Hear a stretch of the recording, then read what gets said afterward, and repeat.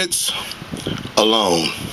Just a tattered windbreaker in a pocket full of spare change and thoughts, colored like questions till her heart reeks with confusion 1,000. Little white lies she rinses her hairs with, ignores their stares with false pride and shallow bravado. What a pretty young girl. Careful to seem carefree, exposes enough of herself to hide everything else because, well, everything melts when your heart's not cold enough to keep it frozen like time was. Like Daddy's last lie was, you see, they share secrets. The kind, when whispered, hits you full on like sludge hammers. Indecent I love yous. You can't rinse off with bleach and dishwashing liquid. You can't scrub out with tears and fingernails that won't go down with Patron and painkillers. Just ask her. She's tried. Her body so young, but her spirit so tired. See, tainted love stains like urine on mattresses or prayers unanswered. Another night she's lived through. Man, what it feel like when God can't hear you? Probably something like your father's cold, sweaty hands clasp around your mouth to muffle your screaming. Spends most of her days dreaming, cause nightmares, they work day shift, you know. Spend more time with the kids.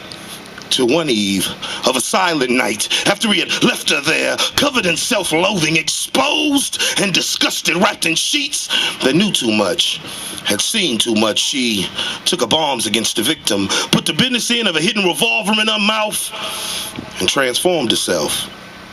Right there, underneath the tree, next to a new bike. Borrowed blood.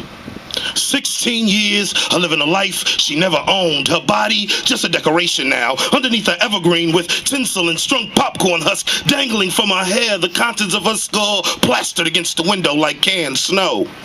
The reporter on the 11 o'clock news reported about rising gas prices and an imaginary sleigh sighting.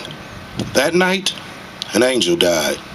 According to the Centers for Disease Control, in the last decade, the suicide rate among preteen and young teenage American girls rose 76%. I only knew one. She rode the bus to school with me. A tattered windbreaker and pockets full of quarters she would share with me for snacks, but for the bus arrived, she never made it home from winter vacation. On occasion, I'll see her in the eyes of a girl on a bus stop or at a stoplight. When I realized it couldn't be her, the emotions, they well up in me. Couldn't have known.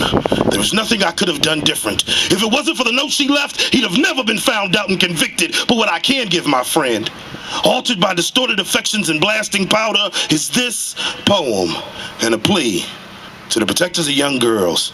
Please listen. Hold their hands. Be the one who saves them, because according to the Centers for Disease Control, in the last decade, the suicide rate among preteen and young teenage American girls rose 76%. And we can do something about that.